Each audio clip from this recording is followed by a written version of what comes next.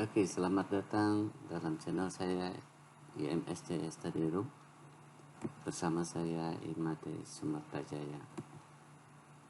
Seri video Kapita Selecta itu merupakan rangkaian seri video yang memuat tentang berbagai penerapan statistik dalam berbagai bidang, baik itu bidang perbankan, bisnis, ekonomi, pertanian, sosial budaya, dan lain sebagainya.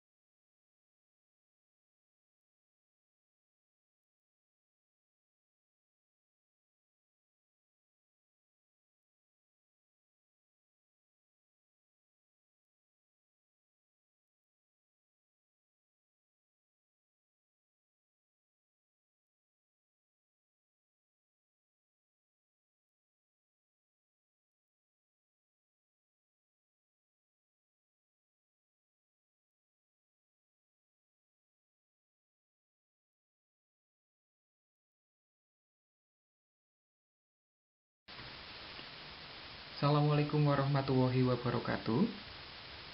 Pada kesempatan kali ini, saya akan membahas terkait dengan implementasi model Generalized Spacetime Autoregressive Integrated Moving Average pada studi kasus data harga bawang merah 5 kota besar di Pulau Jawa. Sebelumnya perkenalkan, nama saya Imam Adiana. Saya mahasiswa Magister Statistika Terapan IPB University.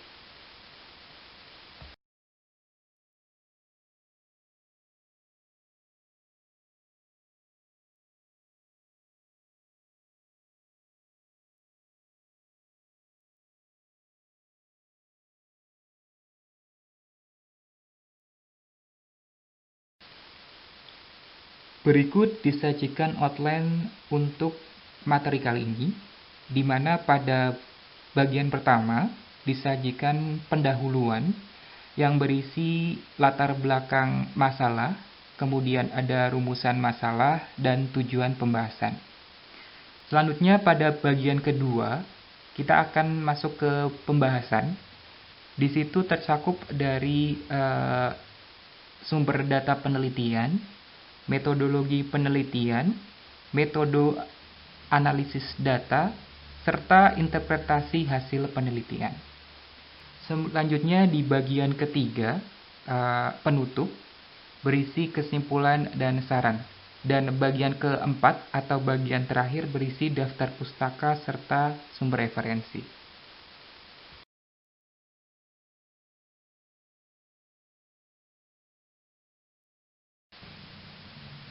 Baik, kita masuk ke bagian pertama, pendahuluan.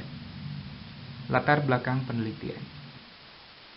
Seperti kita ketahui, beberapa bulan yang lalu, khususnya di bulan April, ramai diberitakan dengan banyaknya kejadian fluktuasi harga bahan pokok yang menjadi sorotan dari Presiden Republik Indonesia Joko Widodo, di mana salah satu komoditas yang menjadi sorotan terkait fluktuasi harga adalah bawang merah. Bawang merah atau Allium cepa var. Ascalonocium adalah tanaman rempah berbentuk umbi berlapis yang sering digunakan menjadi bumbu dapur di berbagai belahan dunia. Dengan kandungan gizi yang penting bagi tubuh, bawang merah juga sering digunakan sebagai obat herba untuk penanganan penyakit seperti kolesterol, kanker, dan lain sebagainya. Data Kementerian Pertanian tahun 2019 menyatakan bahwa potensi bawang merah dari tahun ke tahun mengalami peningkatan, di mana terlihat dari peningkatan luas lahan panen bawang merah sebesar 1,54% yang dibarengi dengan peningkatan produktivitas sebesar 3,55%. Hal ini berimplikasi pada peningkatan jumlah produksi bawang merah tahun 2019 sebesar 5,11%. Potensi peningkatan bawang merah dari tahun ke tahun ternyata jika kita lihat tidak sebanding dengan fluktuasi harga bawang merah di pasaran. Data publikasi BPS bulan November tahun 2016 menyatakan bahwa inflasi Indonesia sebesar 0,47% tahun 2016 disumbangkan terbesar kedua oleh komoditas bawang merah sebesar 0,1%. Ini sesuai juga dengan data Kementerian Perdagangan 2016. Fluktuasi harga bawang merah ternyata juga terjadi di tahun 2020 ini. Seperti dijelaskan di awal bahwa komoditas bawang merah menjadi sorotan utama Presiden Joko Widodo, di mana beliau mengatakan bahwa masih terjadi ketimpangan harga sebesar Rp19.000 per kilo dari standar harga bawang merah nasional di Rp32.000 per kilo. Dilansir dari Pusat Informasi Harga Pangan PIHBS, lonjakan harga bawang merah hampir merata di berbagai provinsi di Indonesia, di mana tercatat harga tertinggi mencapai 70 kg per kilo dan harga terendah mencapai Rp32.250 per kilo di bulan April 2020. Melihat adanya ketimpangan harga di beberapa daerah di Indonesia, khususnya komoditas bawang merah ini, maka saya coba melakukan penelitian yang mengkaji antara hubungan harga dari yang diambil dari beberapa periode waktu yang lalu, atau sering disebut sebagai data deret waktu, karena terkait data tersebut diambil dari beberapa periode waktu yang akan dikaitkan dengan lokasi. Jadi seperti tadi diberitakan bahwa ada di satu lokasi harga bawang merah bisa di 32.000, tapi di lokasi yang lain sampai dengan 70.000 per kilo.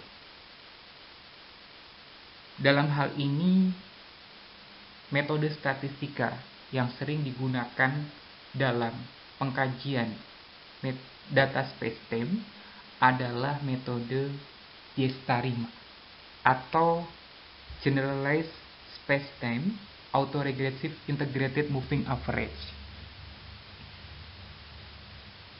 Data spacetime sedikit saya jelaskan adalah data deret waktu yang juga terdapat unsur spasial atau adanya pengaruh spasial di data tersebut. Jadi seperti tadi dijelaskan di sini bahwa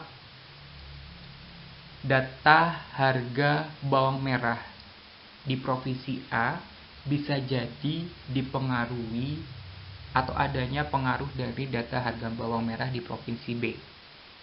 Dan jika dalam pengujian suatu statistik di situ terjadi korelasi spasial, maka metode Diess-Tarima ini dapat digunakan untuk menganalisis kasus tersebut. Selanjutnya, rumusan masalah. Rumusan masalah di sini adalah bagaimana cara kita memodelkan harga bawang merah menggunakan metode Diess-Tarima pada 5 provinsi terpilih di Pulau Jawa, di mana tujuan dari penelitian ini adalah memperoleh model prediksi harga bawang merah yang tepat dan sesuai sebagai dasar pengambilan keputusan oleh pihak terkait.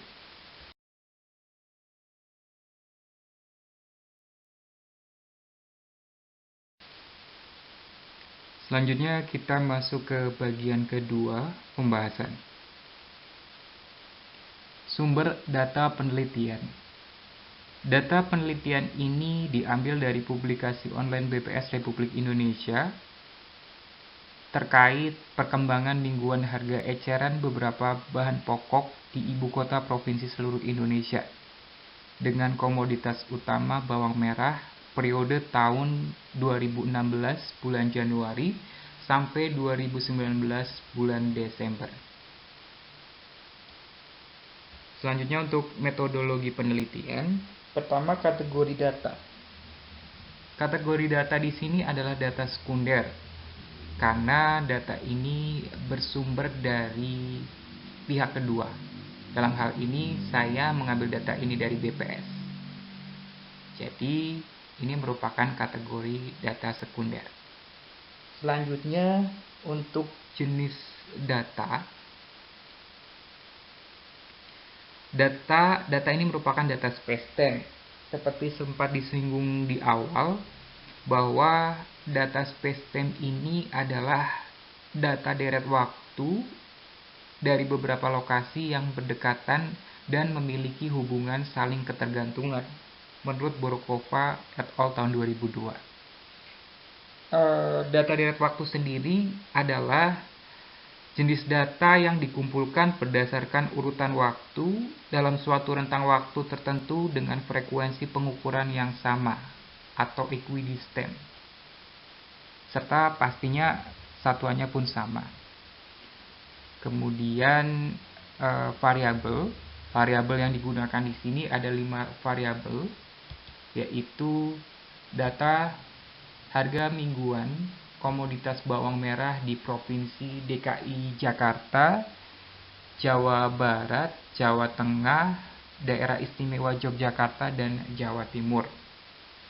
Untuk prosedur analisis data, yang pertama, data akan dikelompokkan menjadi data training dan data testing, terdiri dari 90% data sebagai data training, yaitu 173 data, dan 10% data sebagai data testing, berjumlah 19 data.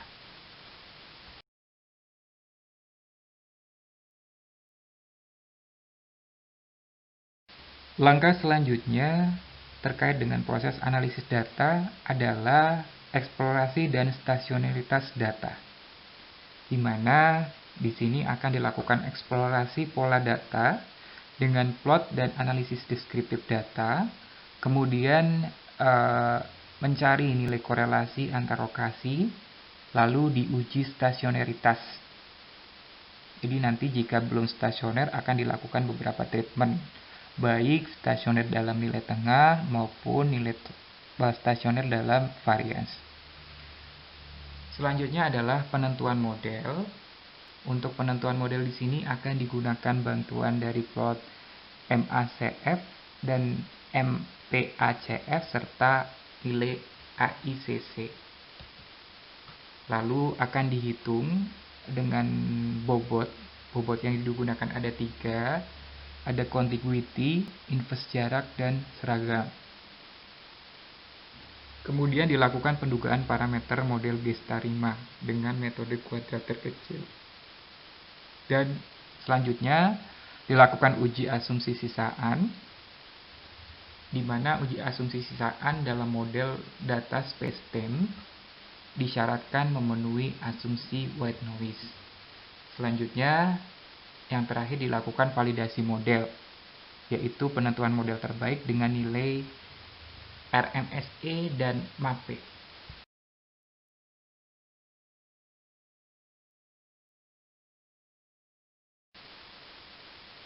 Selanjutnya kita akan membahas metode analisis untuk teori-teori yang terkait yang akan digunakan dalam pembahasan selanjutnya. Pertama adalah stasionaritas. Apa itu stasionaritas? menurut Montgomery tahun 2008, data deret waktu dikatakan stasionaritas adalah unit data pengamatan yang memiliki sebaran peluang yang sama pada semua rangkaian periode waktu pengamatan. Stasionaritas sendiri dalam data deret waktu ada dua, yaitu stasionaritas dalam nilai tengah dan stasionaritas dalam varians. Uji yang sering digunakan dalam pengujian stasionaritas dalam nilai tengah adalah Augmented Digifuller atau ADF. Sementara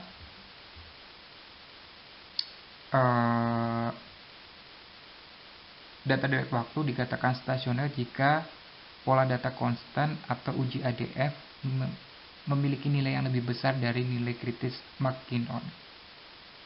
Untuk identifikasi model G*5, kita menggunakan MACF dan MPACF.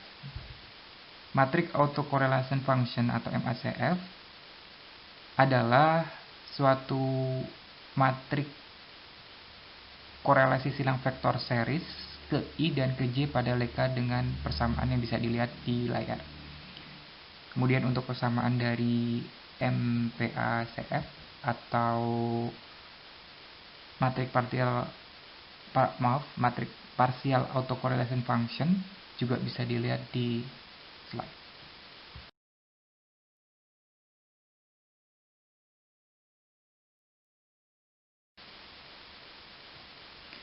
Bobot spasial. Dalam penelitian ini akan digunakan 3 matriks bobot spasial, yaitu matriks bobot contiguity, matriks bobot inverse distance, dan matriks bobot seragam. Apa itu matriks bobot contiguity? Matriks bobot contiguity adalah matriks bobot spasial yang didasarkan pada kedekatan antar lokasi, di mana di sini akan diwakili dengan nilai biner, yaitu 1 untuk lokasi ke I yang berdekatan dengan lokasi ke J, dan 0 untuk lokasi ke I yang tidak berdekatan dengan lokasi ke J, menurut Lee dan Wong 2001. Persamaan umum dari matriks contiguity ini adalah WIJ sama dengan CIJ per CI, di mana di sini CIJ adalah nilai baris ke I pada lokasi ke J dan CI adalah jumlah nilai baris ke I. Selanjutnya untuk matriks bobot inverse distance, matriks ini didasarkan pada perhitungan jarak aktual dalam kilometer yang dinormalisasi dan menggunakan koordinat lintang maupun bujur pada 2 lokasi. Untuk persamaan model matriks bobot inverse distance bisa dilihat di slide. Kemudian untuk matriks bobot seragam, matriks bobot seragam adalah matriks pembobot spasial yang mengasumsikan semua area itu memiliki jarak yang sama dengan area yang lainnya atau homogen. Masuk ke model Generalized Spacetime Autoregressive Integrated Moving Average atau J*5. Model ini merupakan generalisasi dari pengembangan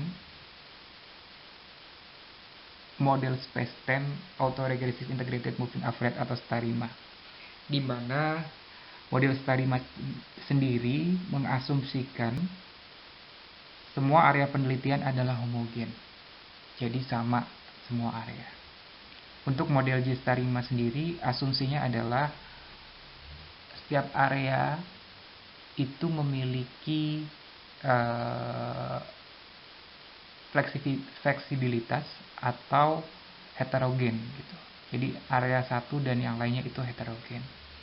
Kemudian parameter yang digunakan di sini nanti ada P, D, G, itu seperti parameter di ARIMA ditambah dengan lambda, yaitu parameter dari spasialnya. Untuk persamaan model dari J*5 bisa dilihat di slide. di mana di sini ada mengandung unsur bobot metrik spasial yaitu W, kemudian ada unsur differencing juga dengan ordo D.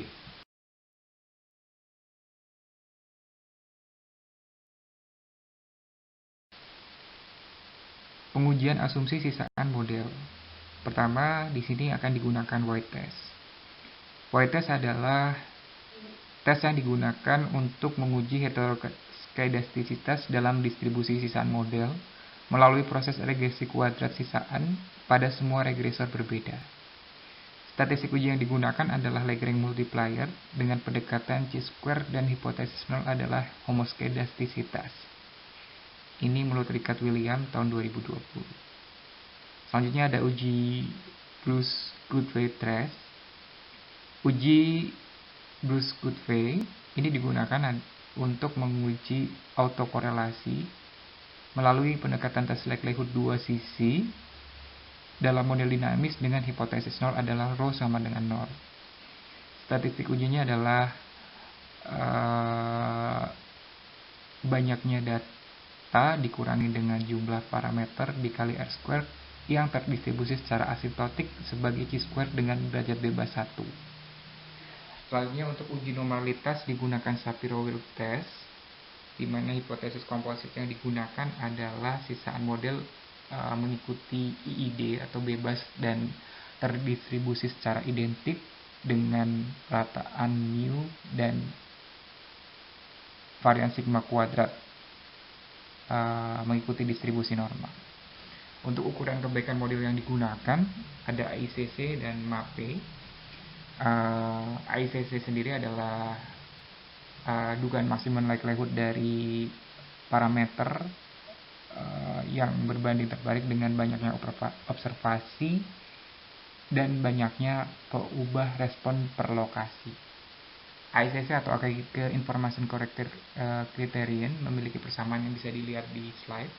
Kemudian untuk mean absolute percentage error atau MAPE, ini merupakan fungsi dari jumlahan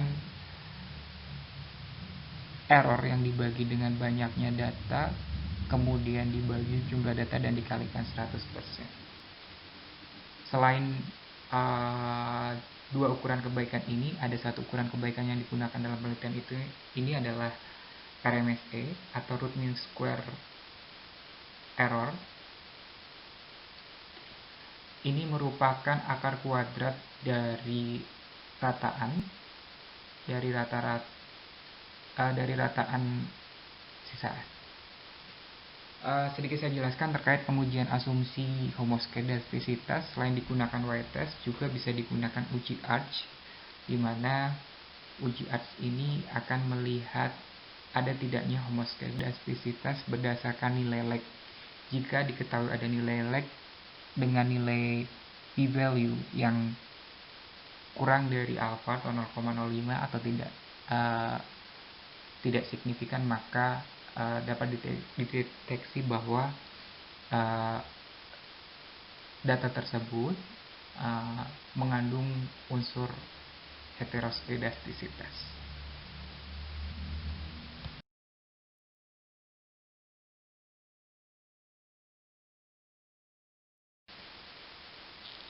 Selanjutnya kita masuk ke interpretasi hasil penelitian. Ini merupakan plot series data harga bawang di 5 provinsi yang dijadikan objek penelitian. Yang pertama berwarna biru adalah plot series harga bawang di DKI Jakarta, yang hijau itu di Jawa Tengah, yang merah itu di Jawa Barat, yang ungu itu di daerah istimewa Yogyakarta, dan yang hitam itu di Jawa Timur. Secara sekilas terlihat polanya hampir mirip-mirip untuk kelima provinsi ini, akan tetapi untuk fluktuasi di setiap provinsinya itu terlihat jelas berbeda. Dari plot ini terindikasi bahwa kelima data harga bawang di 5 provinsi ini belum stasioner dalam nilai tengah maupun varians. Selanjutnya kita akan melihat untuk pengujian stasioneritas dari masing-masing data harga bawang di kelima provinsi ini di slide berikutnya.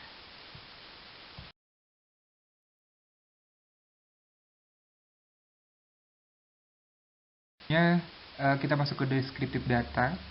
Untuk rata-rata harga maksimum dari kelima area penelitian, harga bawang maksimum berada di DKI Jakarta, yaitu di 52.100 sekian per kilogram. Kemudian untuk harga terendah ada di DIY di 14.111 rupiah per kilogram. Untuk standar deviasi harga bawang, fluktuasi tertinggi berada di Jawa Timur di 6,7 di 6.745. Kemudian untuk rata-rata, bila dari rata-rata harga dari keempat area penelitian hampir sama, kecuali di DKI Jakarta dia berbeda sendiri, lebih tinggi dari yang lainnya, itu di 37.039 rupiah per kilogram. Untuk korelasi persen atau hubungan antar area penelitian bisa dilihat di sini bahwa untuk area yang berdekatan memiliki nilai korelasi yang lebih tinggi dibanding daerah yang berjauhan. Jika kita ambil contoh, di DKI Jakarta dengan Jawa Barat memiliki korelasi harga secara signifikan, yaitu di 91,2%. Semakin menjauh, jika kita lihat di Jawa Timur, DKI Jakarta dan Jawa Timur hubungannya di 87,97%. Kemudian hasil uji stasionaritas dalam nilai tengah, matrik MACF menunjukkan bahwa sampai dengan leg ke-15 data menunjukkan leg yang tail off atau turun eksponensial secara perlahan, di mana pengujian ADF juga menyatakan bahwa data belum stasioner dalam varians karena nilai p-value lebih besar dari alpha, atau yang dengan kata lain didapat kesimpulan bahwa data mengandung akar unit. Selanjutnya, karena data belum stasioner dalam nilai tengah, dilakukan treatment dengan differencing data ordo 1, kemudian dilakukan pengujian ulang menggunakan MACF. Terlihat bahwa data sudah cut off di leg pertama, sudah tidak ada lagi unsur-unsur korelasi dalam data. Bisa kita lihat di situ untuk plot MACF, saya jelaskan sedikit. Untuk plot MACF itu ada tanda positif, tanda negatif, dan tanda titik. Untuk tanda positif dalam leg menunjukkan bahwa masih adanya korelasi antar leg yang nilainya positif. Untuk tanda negatif menunjukkan bahwa korelasi antar leg dalam suatu lokasi itu negatif.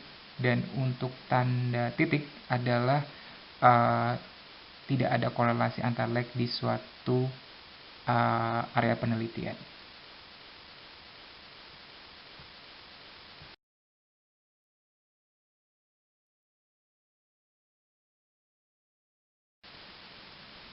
Ini merupakan tabel uji ADF untuk data hasil differentiation ordo 1.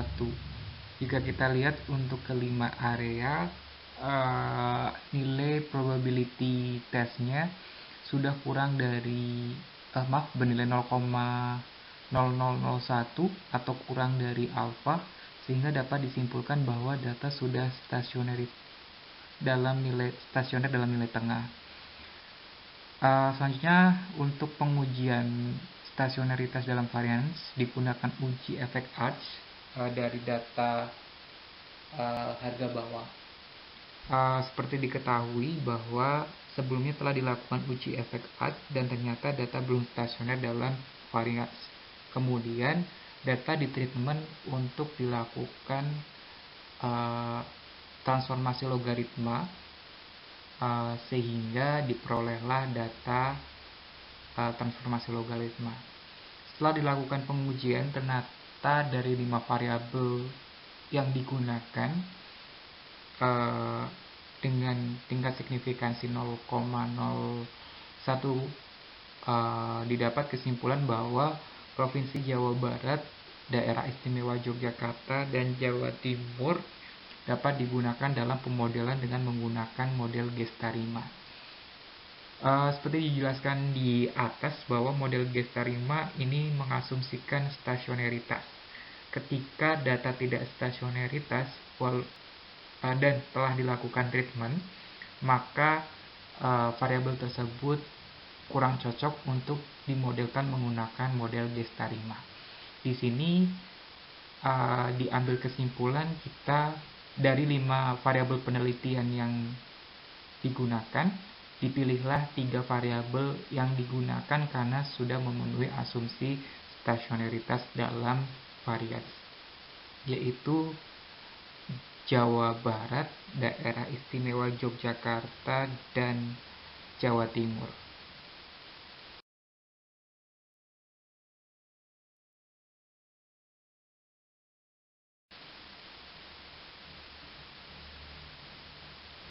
Selanjutnya untuk identifikasi model Gestarima digunakan 3 pendekatan, yaitu dengan matrik MACF, matrik MPACF, dan nilai AICC.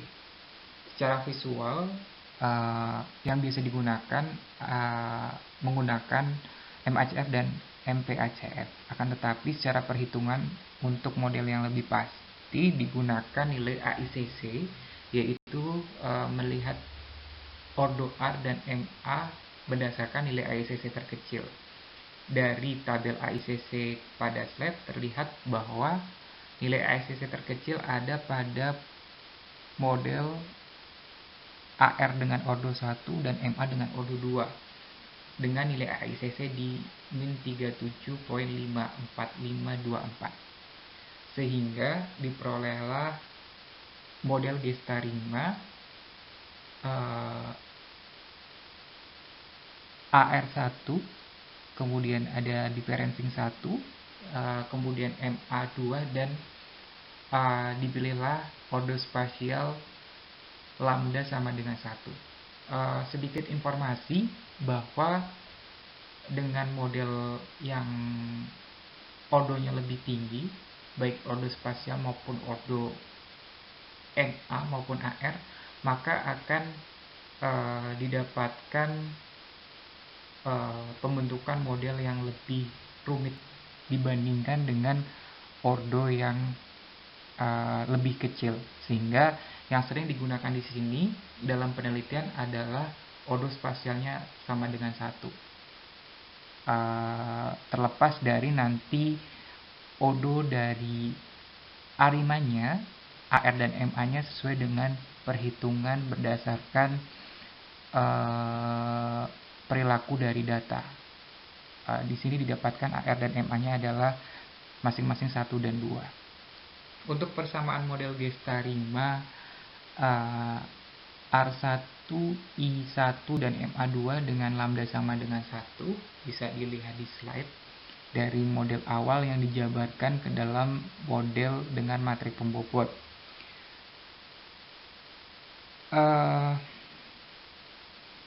Seperti dijelaskan di awal tadi bahwa dari 5 variabel yang digunakan dalam penelitian ini ternyata diperoleh kesimpulan 2 variabel penelitian tidak stasioner dalam varians, di mana model Gestarima ini mengasumsikan semua data yang digunakan harus stasioner dalam nilai tengah maupun varians. Dari hasil pengujian yang memenuhi asumsi tersebut, 3 provinsi yang terpilih adalah Jawa Barat, Daerah Istimewa Yogyakarta, dan Jawa Timur yang akan digunakan untuk memodelkan model gestarima pada tahapan-tahapan selanjutnya.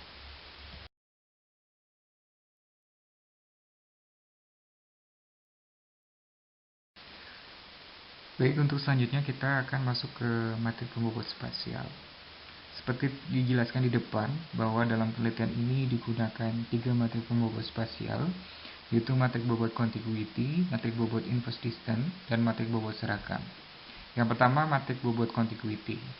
Materi bobot contiguity ini lebih menekankan pada kedekatan suatu area, di mana nanti akan diwakili dengan bilangan biner, nilai 1 untuk area yang lebih dekat dan nilai 0 untuk area yang lebih jauh. Untuk hasil matrik bobot contiguity bisa dilihat di slide. Selanjutnya untuk matrik bobot inverse distance. Untuk matrik bobot inverse distance ini konsepnya lebih mengarah pada perhitungan jarak aktual. Terlihat di slide bahwa sebelumnya saya telah memetakan jarak dari masing-masing area ke area yang lain. Jika di situ terlihat untuk nama baris, ada nama Provinsi Jawa Barat, DIY, dan Jatim. Hal tersebut juga akan sama untuk nama kolomnya, urutannya Jawa Barat, DIY, dan Jatim. Sedikit informasi bahwa untuk matrik pembobot sendiri, model dasarnya adalah untuk matrik pembobot di area yang sama, supaya jabar dengan jabar nilainya adalah 0, atau nilai diagonalnya itu bernilai 0 dalam matrik tersebut.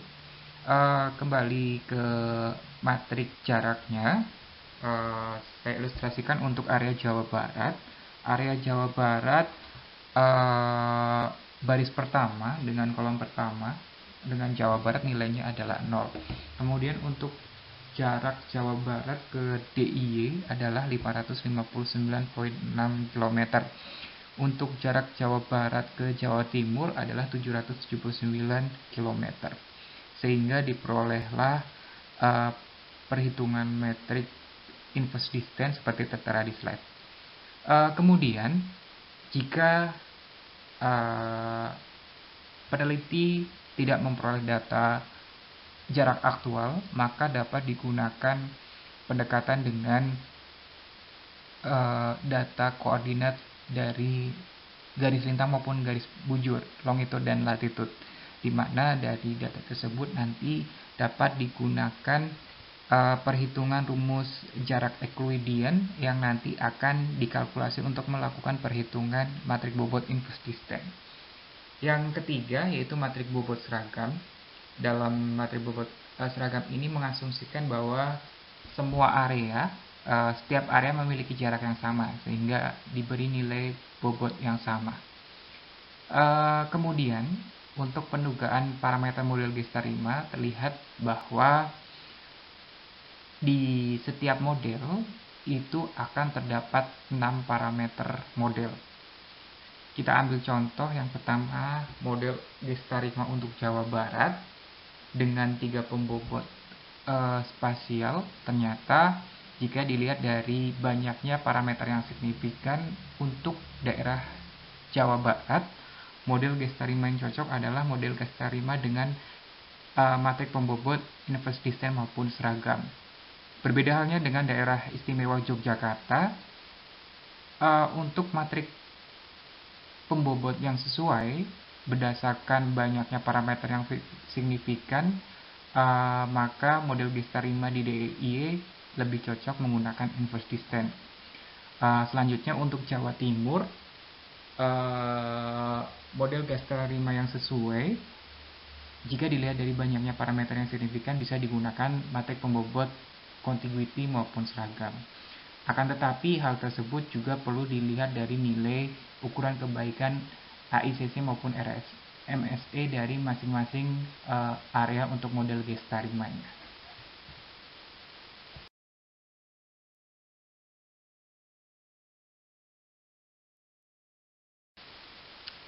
Di sini disajikan ilustrasi penulisan dari pendugaan parameter model ke dalam model Gestarima R1 MA2 dengan lambda 1 dan differencing 1.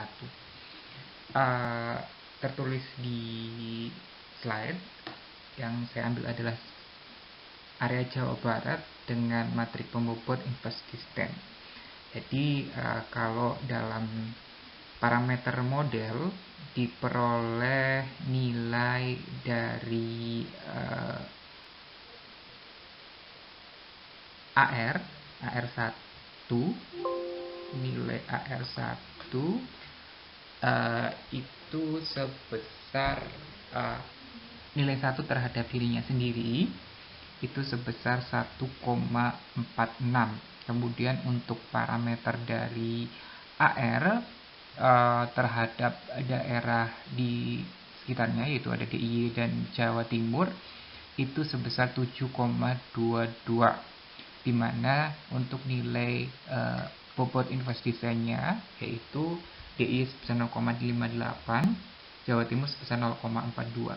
Kemudian di sini dikurangi dengan model dari MA-nya. Di sini untuk MA1, untuk parameter dari MA untuk daerah Jabar sendiri yaitu 1,73. Kemudian untuk parameter MA untuk daerah di sekitarnya yaitu 7,67 dengan bobot yang sama untuk DIY maupun Jawa Timur. Kemudian untuk MA2, untuk parameter MA2 dengan areanya sendiri yaitu diperoleh pendugaan parameter sebesar 0,89. Kemudian untuk area lain sebesar 2,5, sehingga diperoleh persamaan seperti tertera pada slide. Dari pendugaan parameter model Gestarima dengan 3 pembobot spasial lalu dilakukan uji asumsi. Untuk uji asumsi residual atau sisaan dari kehomogenan ragam sisaan, pertama, ketiga area tersebut dengan ketiga bobot terpenuhi, asumsi residual, di mana kita di sini menggunakan pengujian White test. Kemudian selanjutnya kita melakukan pengujian kebebasan sisaan menggunakan Goodfriend test. Itu di situ diperoleh kesimpulan bahwa untuk ketiga area dan masing-masing pembobot juga terpenuhi. Untuk pengujian yang tidak terpenuhi, baik untuk ketiga area maupun materi pembobot adalah normalitas dari data. Untuk normalitas dari data ini yaitu dengan pengujian Shapiro-Wilk. Selanjutnya berikut ditampilkan contoh dari pengujian asumsi keluaran output SAS. Yang pertama adalah elastisitas menggunakan White test, di mana jika dilihat di situ parameternya untuk nilai p-value-nya ketiga area yaitu lebih besar dari alfa 0,05. Artinya diperoleh kesimpulan gagal tolak H0, di mana H0-nya adalah sisaan homogen.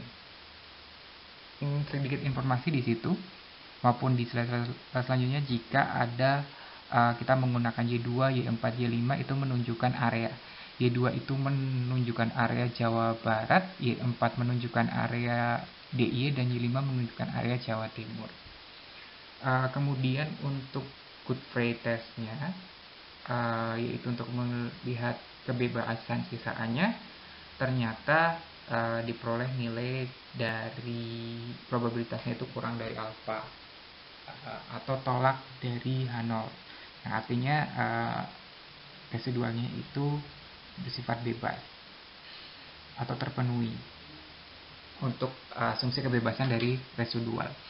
Yang selanjutnya untuk normalitas tes menggunakan Shapiro-Wilk itu terlihat juga bahwa untuk masing-masing area masih kurang dari alfa atau tidak terpenuhi.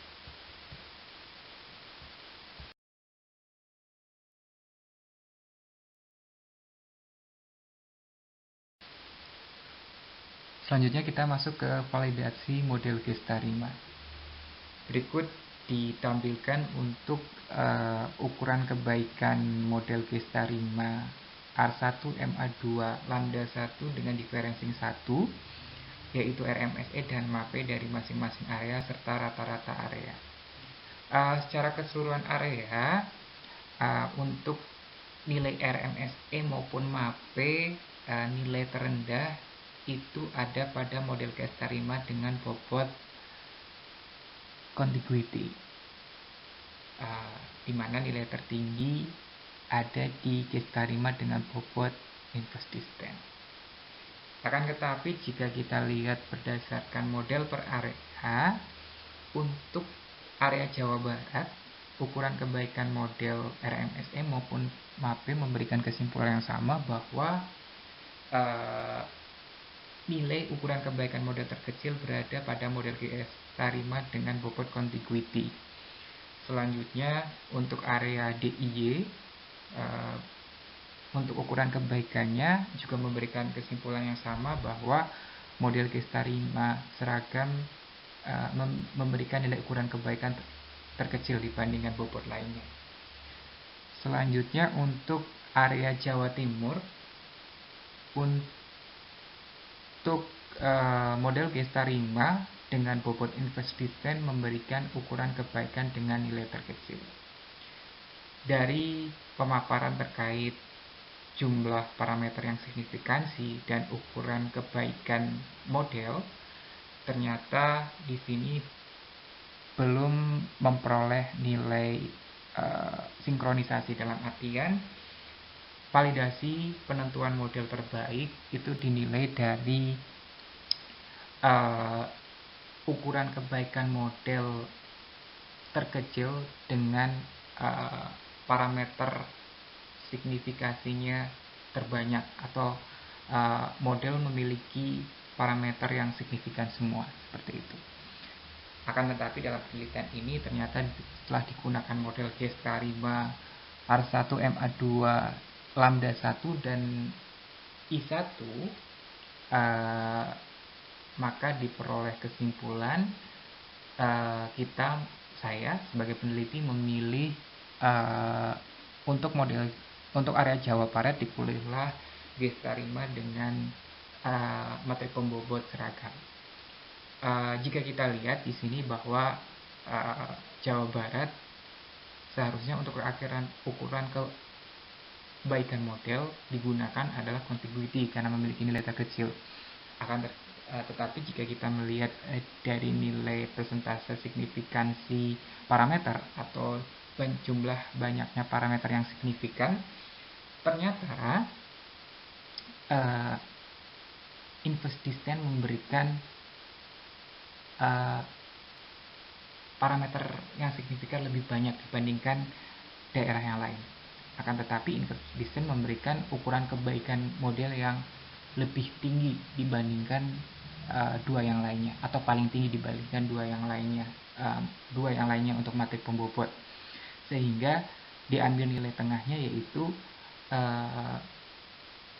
model Gestarima dengan matrik pembobot seragam, yaitu dengan persentase signifikasi parameter dari pi maupun theta sebesar 67% dengan ukuran kebaikan model terkecil kedua gitu. Itu hal tersebut juga sama berlaku untuk area-area lainnya, sehingga dipilihlah di Jatim itu model Gestarima dengan materi pembobot seragam, kecuali di DIY. Di DIY jika kita lihat seharusnya bisa dipilih matrik pembobot seragam, akan tetapi di sini jumlah parameter yang signifikan cuma 17% atau 1 dari 6 parameter yang signifikan, sehingga mau tidak mau kita menggunakan model dengan nilai ukuran kebaikan tertinggi, yaitu inverse distance. Karena logikanya, jika kita tetap memaksakan dengan pemilihan model dengan ukuran kebaikan model terkecil, tapi parameter dalam model tidak signifikan, itu tidak berarti, dalam artian signifikansi dalam parameter model adalah menunjukkan seberapa besar pengaruh parameter itu terhadap suatu model gitu. Kalau tidak signifikan berarti dia itu tidak berpengaruh apa-apa dalam model, walaupun untuk ukuran kebaikannya ternyata dia lebih baik dibandingkan yang lainnya gitu. Masalah ini tidak sinkronnya antara ukuran kebaikan maupun dengan jumlah asumsi jumlah parameter yang signifikan, biasanya salah satu disebabkan dengan jumlah data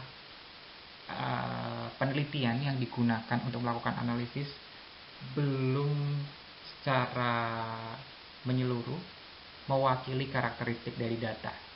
Jadi akan lebih baik jika penelitian menggunakan data spesimen itu memiliki rentang waktu yang lebih lama, sehingga karakteristik pola dari data lebih terlihat. Seperti itu. Di luar itu, asumsi stasionaritas juga wajib untuk dipenuhi, karena dalam data deret waktu, ketika kita memaksakan menggunakan data yang tidak stasioner, itu akan memberikan kesimpulan yang semu. Sebagai contoh, mungkin dia dianggap signifikan, akan tetapi nanti nilai ukuran keakuratan nilai R-square-nya gitu kan, nilai pengaruhnya itu lebih kecil dibanding yang lainnya. Selanjutnya kita lihat dari hasil plot data aktual versus peramalan. Yang pertama di daerah Jawa Barat.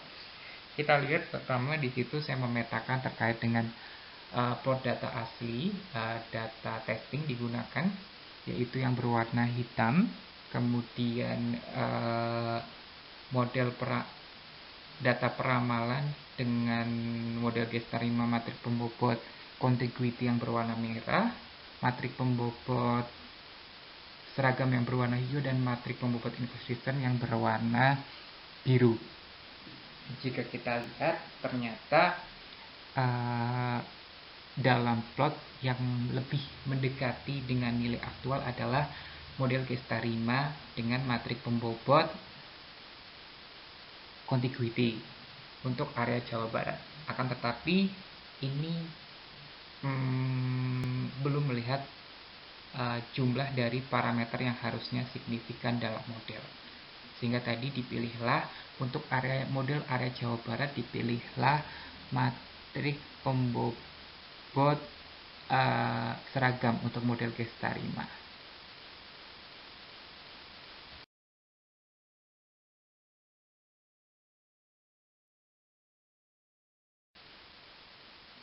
Baik, selanjutnya ini merupakan plot data aktual versus peramalan di daerah istimewa Yogyakarta. Dapat dilihat bahwa berdasarkan plot hasil dari semua parameter model yang dimasukkan tanpa memperhatikan signifikansi dari model, diperoleh bahwa ternyata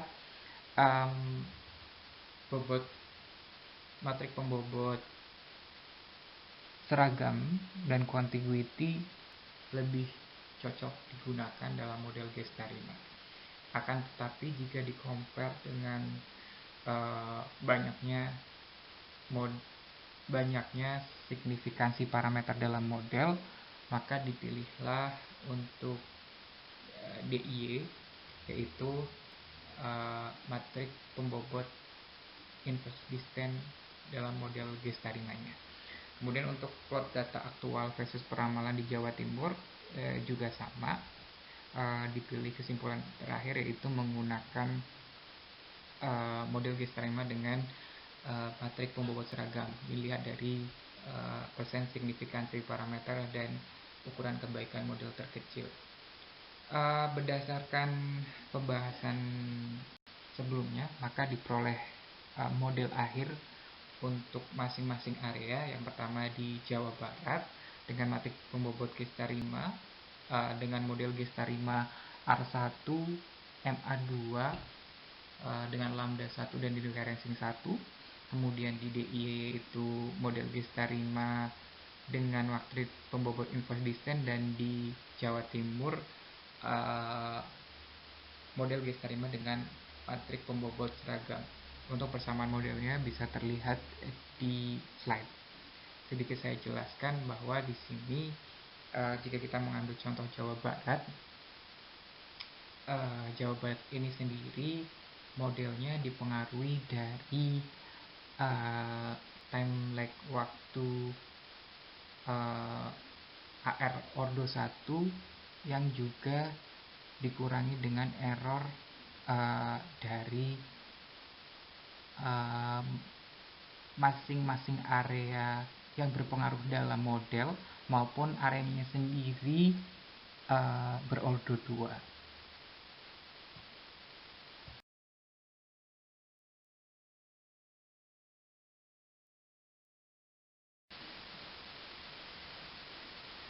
Baik, selanjutnya kita masuk ke bagian ketiga, yaitu penutup. Pertama, kesimpulan. Dari hasil pembahasan sebelumnya, maka diperoleh kesimpulan bahwa model terbaik untuk memodelkan data rata-rata mingguan harga bawang merah secara keseluruhan area dari bulan Januari 2016 hingga Desember 2019 adalah model G-Starima dengan AR ordo 1, MA ordo 2, ordo waktu lambda sama dengan 1, dan hasil differencing 1 dengan matrik pembobot seragam. Kemudian untuk model terbaik di sini untuk masing-masing area, pertama untuk Provinsi Jawa Barat diperolehlah model G-Starima dengan matrik pembobot seragam, sama halnya dengan Jawa Timur. Kemudian untuk Daerah Istimewa Yogyakarta diperoleh model G-Starima dengan matrik pembobot inverse distance. Untuk saran, pada penelitian ini diperoleh model dengan ukuran kebaikan dan persentase signifikasi parameter yang belum fit atau sinkron secara sempurna. Maka diharapkan pada penelitian selanjutnya dapat menggunakan periode waktu data penelitian yang lebih lama, sehingga dapat diperoleh karakteristik data yang lebih mewakili, serta kalau bisa dibandingkan dengan metode-metode statistik lain yang lebih bersesuaian untuk dilakukan, seperti ARIMA, SARIMA maupun fungsi transfer.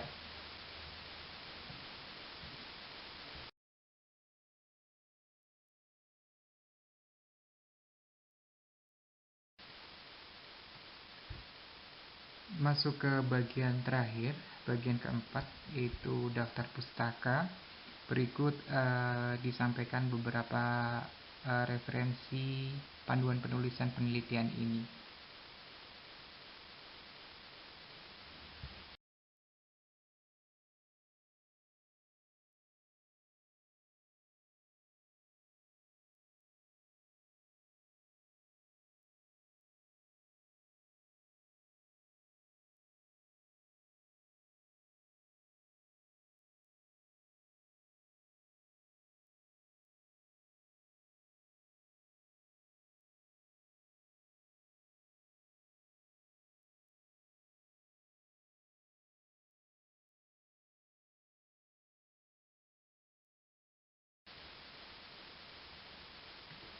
Sekian pembahasan mengenai implementasi model G-Starima pada harga bawang di 5 provinsi di Jawa. di mana makalah ini disusun untuk memenuhi tugas pengganti UAS mata kuliah Kapita Selekta untuk statistika tahun 2020. Untuk sintak program Gestarima terlampir